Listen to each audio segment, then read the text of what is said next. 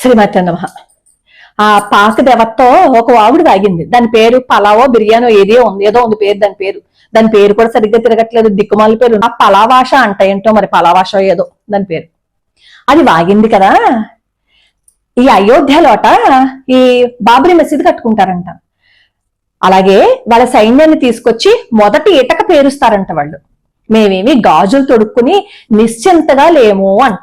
పలావు నీకు గాజులు తొడుక్కున్న వాళ్ళు అంత నిజంగా కనిపించారంటే అంటే అంత నిశ్చింతంగా ఏ పని పాట లేకుండా కనిపించారా? నీకు విషయం తెలుసా? అక్బర్ ఉన్నాడు కదా, వాడి పీక మీద కాలేసి కత్తి పెట్టింది ఎవరనుకున్నావు? మా భారతీయ స్త్రీయే. నాక్కాట రాణి దుర్గావతి తెలుసా?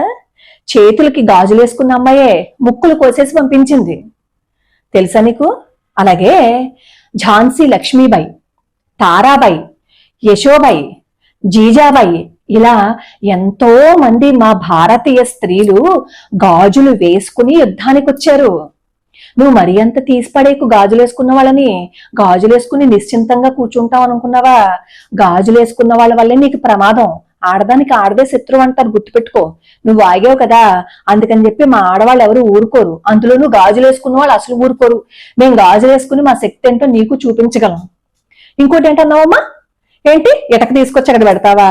ఎవడు పెడతాడు? మున్నీరుగాడా? ఆడిగే మున్నీరుగా ఏడ్చెత్తుంటే ఆడే వచ్చి పెడతాడు ఇక్కడ ఇటక? నీ బొంద, నీ శార్థంను. మరి మర్చిపోయేవా? నీకు మతిమరుగ్గానే వచ్చేసిందా? అవునులే, మతిమరుపు వచ్చేసి ఉంటది. ఎందుకంటే సింధు జలాలను ఆపేశారు కదా, బాడీలో వాటర్ లెవెల్స్ తగ్గిపోయి మతిమరుపు వచ్చేసి మైండ్ పోయి ఉంటది. అందుకే ఏం మాట్లాడుతున్నావో నీకు తెలియట్లేదు కదా. అందుకే నువ్వేం మాట్లాడుతున్నావో దానికి నేను వివరించి చెప్తాను, ముందు జాగ్రత్తలు తీసుకో. సింధు జలాలు లేవు కదా, నీళ్లు అడుగుంటిపోయాయి. నువ్వు వచ్చేటప్పుడు ఏదో నీ సైన్యాన్ని వేసుకుని వస్తానంటున్నావు కదా, ఎలా వస్తావే? గగనతలంలో మీ ఫ్లైట్లు ఎగరడానికి మా మోడీ గారు పర్మిషన్ తీసేశారు కదా. ఓ దొంగతనంగా రోడ్డుకి అడ్డం పడిపోయి వచ్చేస్తావా? కానీ అక్కడ వాఘా రోడ్డు మూసేశారు కదా. ఓహో, అడవుల్లోంచి గాని పరిగెట్టుకుని వచ్చేద్దాం అనుకుంటున్నావా? ఓసే, మా సైన్యం ఉన్నారే అక్కడ. మా సైన్యం ఏమి ఊరికే కూర్చోరు. ఇదివరకంటే ఏదో వాళ్ళకి లిమిట్స్ అవన్నీ ఉన్నాయి. వాళ్ళు ఏమన్నా కాల్చాలి అంటే యువర్ పర్మిషన్, యువర్ ఆనర్ అని అడగాల్సి వచ్చేది. కానీ ఇప్పుడు లేవు. మా మోడీ గారు ఏం చెప్పారో తెలుసా? రెచ్చిపోండి, మీ ఇష్టం అని చెప్పి పర్మిషన్స్ ఇచ్చేశారు. కాస్త జాగ్రత్త వసే లోపలికి వచ్చేటప్పుడు. ఎందుకంటే గబుక్కుని వచ్చేసావేమో, ఇదివరకు భారతదేశం ఏమో ఎవరు ఏం చేయరనుకుని వచ్చేస్తావేమో. మా వాళ్ళు ఊరుకోరు. మా వాళ్ళు అవసరమైతే ముక్కు చెవులు కూడా కోసేసి చేతిలో పెట్టేస్తారు. మాకు రాముడు ఆదర్శం. మీరు బాగా చక్కగా ఉన్నారనుకోండి, మర్యాదగా పంపిస్తాం. లేదు అని అనుకోండి, ముక్కు చెవులు కోసేసి చేతిలో పెట్టి పంపించేస్తాం. అసే మర్చిపోయాను అన్నట్టు, వచ్చేటప్పుడు ఎందుకైనా మంచిది గాని ఒక బిందు తెచ్చుకో. లేదు అంటే నీ ఇష్టం, నీళ్ళు ఇక్కడి నుంచి ఎంత ఓపిగ్గా పట్టుకెళ్తానంటావో అన్ని తెచ్చుకోలే, పర్లేదు. కానీ ఒళ్ళు దగ్గర పెట్టుకుని మాట్లాడు.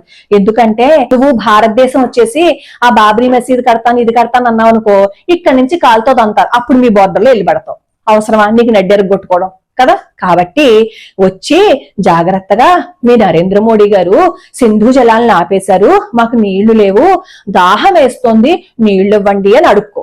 అప్పుడు అడుక్కున్నావు అనుకో, కాస్త టీ పెట్టుకోవడానికో కాస్త మంచినీళ్ళు తాగడానికో నీకు నీళ్లు ఉంటా. అసలే వాటర్ లెవెల్ తగ్గిపోయి మైండ్ పోయింది కదా నీకు. ఏం మాట్లాడుతున్నావో తెలియకుండా మాట్లాడుతున్నావు కదా. అందుకని చెప్తున్నాను, జాగ్రత్తగా అన్ని ప్రికాషన్స్ తీసుకుని రా. నీకు అసలు గాజులు వేసుకున్న వాళ్ళు అని చెప్పి తీసి పడేసావు కదా. భారతదేశం ఏదో మీ అమ్మగారు సొమ్ము దాచిపెట్టినట్టు నేను వచ్చి బాబ్రీ మసీదు కడతానన్నావు కదా. అప్పుడు బాబ్రీ మసీదు కట్టినప్పుడు మేము ఊరుకున్నామనే కదే ఇప్పుడు ఇలా మాట్లాడుతున్నావు. అప్పుడు మేము ఊరుకుని 500 సంవత్సరాలు అయింది. మాకు సహనం ఎక్కువ కాబట్టి ఫోన్లే అని మమ్మల్ని అడుక్కున్నారు కదా. భారతదేశంలో ఉంటామని చెప్పి అడుక్కున్నారు కదే, మేము ఉంటాము, మాకు ఎంత కాస్త ఉండడానికి అవకాశం కల్పించండి అని అడుక్కోవడానికే కదే వచ్చారు ఇక్కడికి. వచ్చి ఏం చేశారే? మమ్మల్ని అందరినీ ఇబ్బంది పెట్టారు, మమ్మల్ని అందరినీ బాధ పెట్టారు. మాకు నేర్పించేశారు కదా. వసే చేతకనల్లాగా మేము ఇబ్బంది పెడితే మీరు అలా ఎందుకున్నారే అని మీరు మాకు నేర్పించేశారు. అందుకే ఈసారి మేమేం మామూలుగా ఊరుకోం. ఎందుకంటే మేము అలా ఊరుకుంటేనే శివాజీ మహారాజ్ పుట్టాడు. పుట్టి ధర్మాన్ని ఎలా కాపాడుకోవాలో చెప్పారు.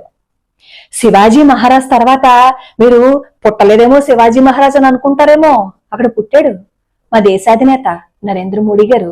ఆయన బోర్డర్ లోనే ఉన్నారు. కాస్త అటు ఇటు చూసుకుండ్రా. బోర్డర్ లో మా సైనికులు ఆ చీకట్లో నువ్వేదో జంతువుని కాల్చి పడేయగలరు. ఆ తర్వాత అనాథ శవంలాగా పెట్లు పెట్టేసి పార్సిల్ చేసి పంపించేస్తారు. కాబట్టి ఓసే నీ పేర్లో ఆశ అని పెట్టుకున్నావు కదా, ముందు బతుకు మీద ఆశ పెట్టుకోవే బాబు. అసలే మా నరేంద్ర మోడీ గారు బోర్డర్ లో కూర్చున్నారంట. ఆ నరేంద్ర మోడీ గారిని చూసి గుండె ఆగిపోద్దేమో ముందే నాకు భయం వేస్తుంది. కాస్త ఒళ్ళు దగ్గర పెట్టుకుంది అయ్యే వచ్చేటప్పుడు బిందు మాత్రం మర్చిపోకే, మంచిని పెట్టుకెళ్ళాలి. మళ్ళీ నీళ్ళు లేవు కదా.